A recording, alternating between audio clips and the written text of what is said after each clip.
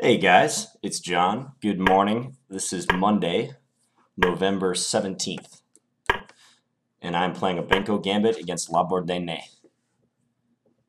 See what I can remember about this. Queen c2.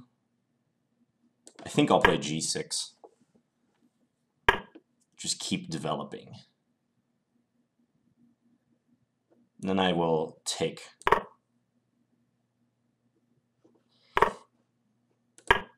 Okay, so we're going to settle into a nice structure here with our pawns. Let's go bishop a6. Try to exchange that bad boy. Bring the knight back to d7. I bet he's going to put a rook on e1 and try to go for e5. Or maybe just do it with his queen on e2, yep. A valid idea.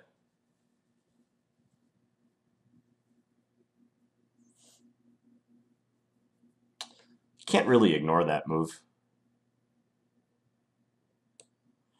I kind of have to take, I think. Yeah, let's do it.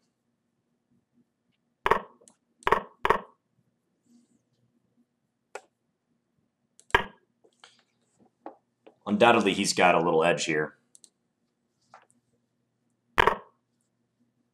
Even though he has this pawn, well, my pawn is isolated too on c5. This is not a favorable structure for me. Ooh, actually, can he play knight e4 now? Knight e4, and I'm kind of weakening myself. Let's try to get a queen trade going.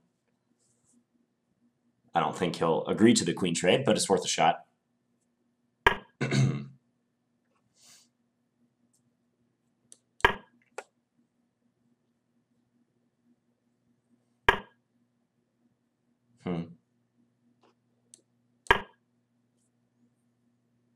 Now he can simply play rook a d1.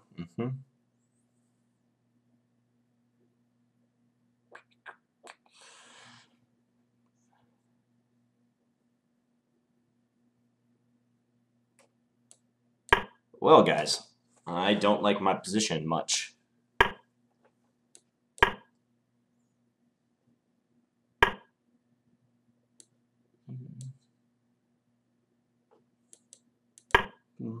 We'll harass his b2 pawn.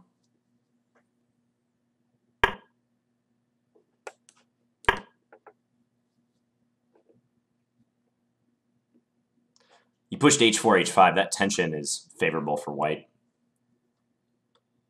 Because I didn't want to play h5, which would weaken my king further.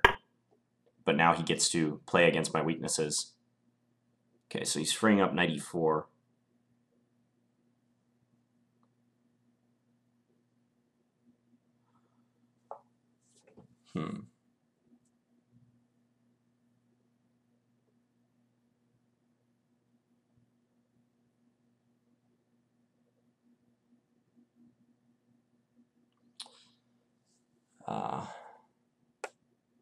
This is unpleasant.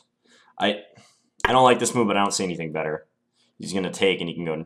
Actually, okay, he can't play knight e4 here. I thought he could play knight e4 for a second.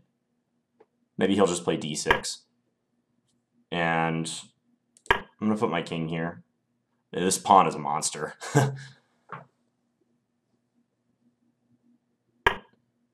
Now he goes knight e4. Okay, so I can't take it.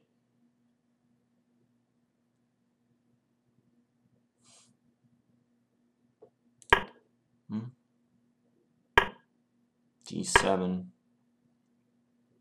Yeah, he can just take on c5. Well, okay, so he takes c5. We trade knights. I play rook b7. And if he goes rook d5, I can take on b2. Okay, I think I can hold in that case. I'm going to have to play quick. Take that pawn now. Okay. I think this will be headed for a draw because I'm going to bring my king over. Ooh, he's actually going to let me win this pawn. I'm surprised. All right, let's see if we can make something out of this position.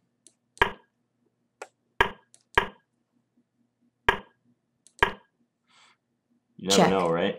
Let's go here. Top check.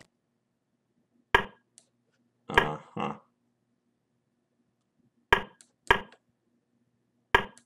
Now we'll just push. Draw. I don't want to draw. Check. It's going to be hard to avoid Check. one, but... Check. Check. Check. Check.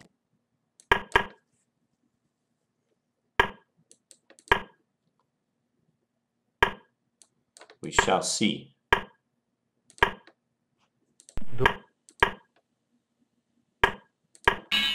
Okay. Well, I was ambitious pushing for the win there without a lot of time. But I think my position was looking dicey when he was pushing his d-pawn after the queen trade. So let's back up to that moment. It was looking dicey for a while, but this was the culmination of the position's diciness. After I push f5, though, and he goes d7, I go here, it's possible I'm out of the woods at this point, because that rook b7 move is key. He's threatening rook c8, so I don't have time to play like rook takes b2, because then rook c8, this rook comes back to defend the other rook on d8, and he just takes on b8 and queens. So rook b7 is a necessary stopping off point. I think black's fine after this. In fact, I think he's probably playing for the win. I expected him to do something like, let's say in this position, back this rook up, and then if I ever get close with my king, just check me away. So I don't know if I can play for a win in this case. Probably not. Like, maybe I could go here and then bring my king up, and if he checks, then block. But he's always going to put a rook on the d file. I don't think I can win the d7 pawn. So I'm surprised that he did this. After which we do have an objectively drawn position.